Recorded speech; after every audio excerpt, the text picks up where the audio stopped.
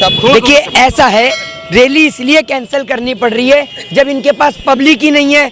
हवाई चप्पल से इनके नेता इतने खौफ खा रहे हैं कि इनके नेताओं की रैली में हेलीकॉप्टर ऊपर ही घूमते रहते हैं, नीचे ही नहीं उतरते हैं। इतना डर है यहाँ बंगाल में हवाई चप्पल का।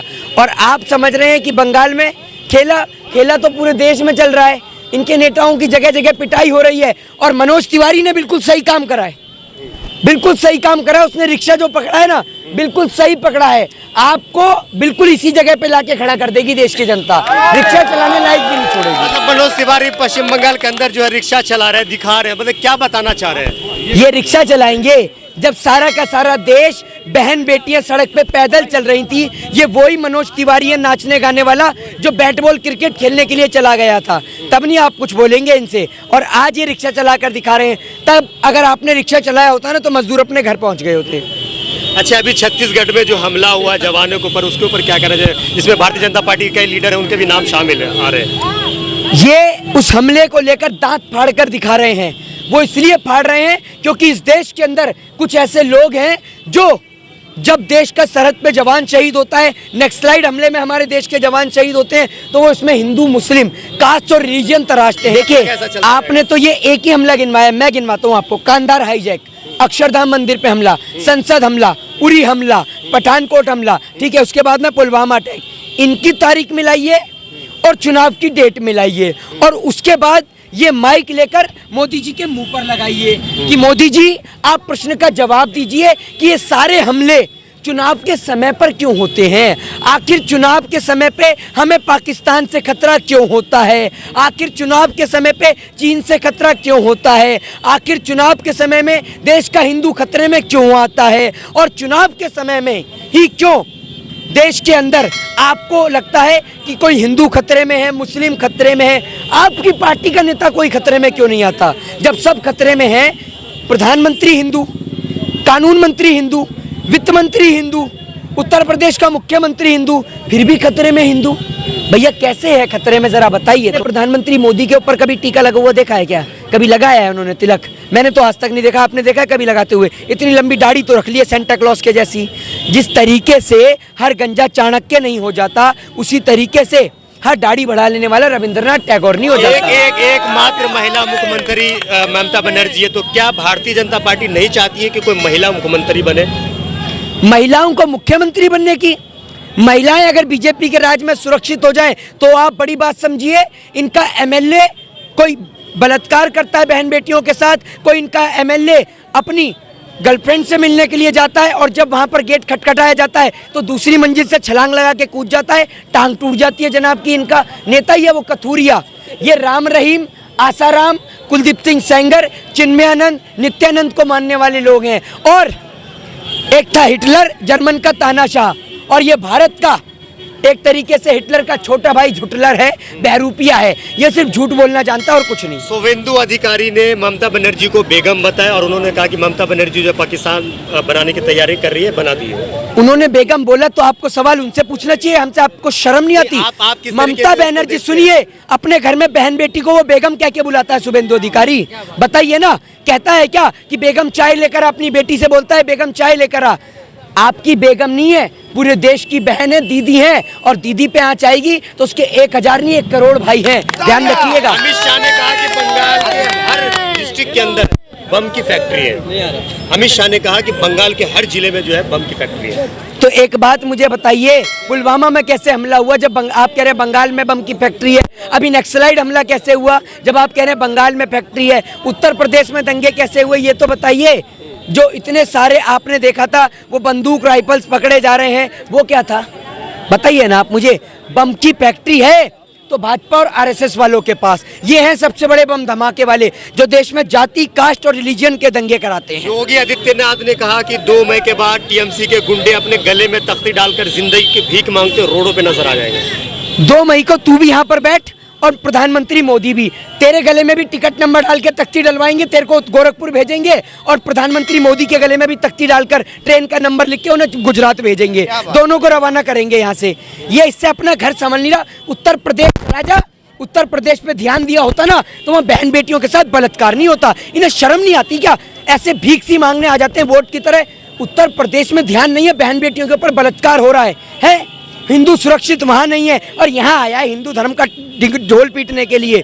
अपना ढोल संभल नहीं रहा, अपना घर संभल नहीं रहा, घर में नहीं खाने को चलिए अम्मा भुनाने को, वो वाला हिसाब है इनका। अभी तीसरे फेज की जो है वोटिंग हो चुकी है, तीसरे फेज की वोटिंग हो गई है। कई जगह पे जो ईवीएम के साथ छेड़छाड़ का मामला सामने आया, कई जगह पे तो ऐसा भी है ईवीएम में भारतीय जनता पार्टी का टैग लगा हुआ था। देखिए ऐसा है, ये है, आप ये कुछ मामला नहीं है, एक बार बोल दीजिए जय श्री राम तो खत्म हो जाएगा, जय श्री राम बोल दो तो सब खत्म हो जाएगा। ये इनकी पार्टी के अंदर आप ये समझिए, जो ईवीएम बनाता है वो देश ईवीएम को बैन करता है, भारत देश में चालू किया जाता है। इनके नेता की गाड़ी से जब ईवीएम पकड़ा जाता है तो ये कहते हैं गाड़ी खराब हो गई। आपके नेता की किसी की टांग तो खराब नहीं हुई आज तक, लेकिन ईवीएम की गाड़ी हर दिन खराब हो जाती है। जहाँ चुनाव हो वहीं ईवीएम पकड़ी जाती है। आखिर ऐसा क्यों, बताइए ना आप मुझे। ये यूं करते रहते हैं, आप भी तो जवाब दीजिए। आप एक चीज बताइए, मोदी जी कुछ भी करते हैं आप उसका विरोध करते, अगर वो दाढ़ी भी बढ़ाते तो आप उसका विरोध करते हैं। अब देखिए ऐसा है ना, मेरी बात सुनिए, आपको तो 15 लाख दे दिए, जितनी आपकी औकात थी आपको मिल गए, आपने तो अपने ईमान का सौदा कर दिया। एक बात मुझे बताइए, मोदी जी से सवाल नहीं पूछूं तो वहां ट्रंप से पूछने के लिए जाऊं? आपत्ति दाढ़ी से नहीं है, आपत्ति है रविंद्रनाथ टैगोर के भेष में आसाराम के छोटे भाई झांसाराम से बचने की, ये समझिए। इसलिए हमें दाढ़ी से क्या आपत्ति होगी, लेकिन जब आप जैसे दलाल पत्रकार कहते हैं कि मोदी की दाढ़ी से डरा पाकिस्तान, अरे जब मोदी की दाढ़ी से पाकिस्तान डर रहा है तो सबकी दाढ़ियां ही बढ़वा दो ना।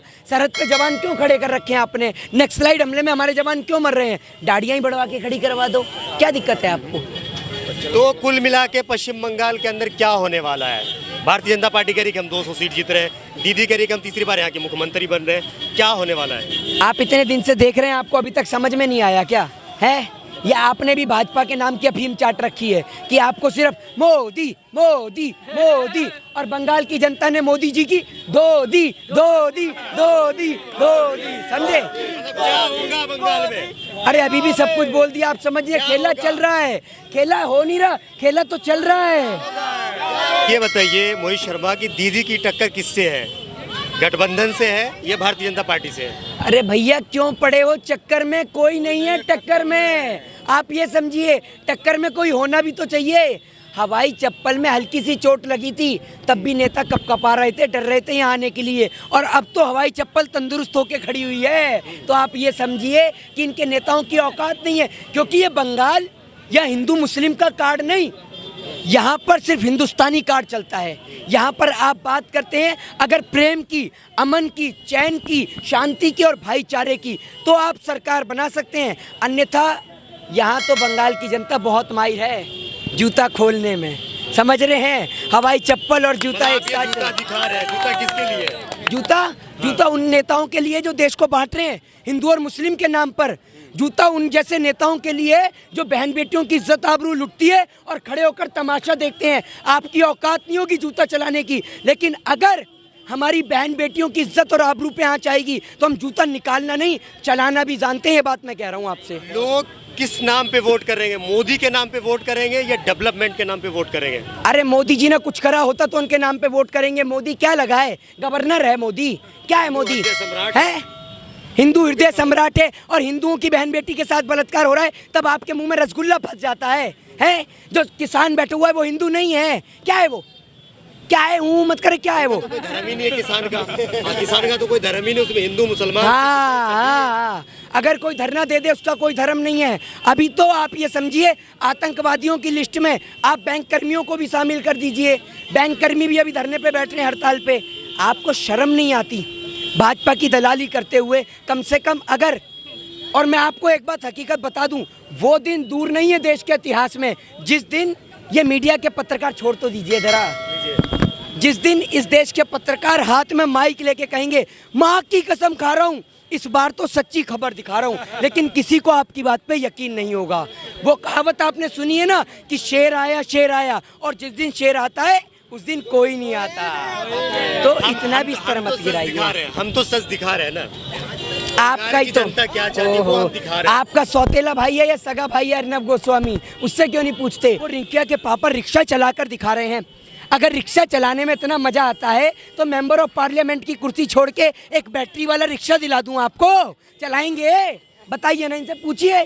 चलाएंगे तो मैं दिलाऊंगा। आपने 15 लाख नहीं दिए ना, आपकी औकात है, लेकिन मैं आपको बैटरी वाला रिक्शा दे दूंगा अगर चलाएंगे तो बता दीजिए। फिर जना जा रहा है, चलिए खत्म कर।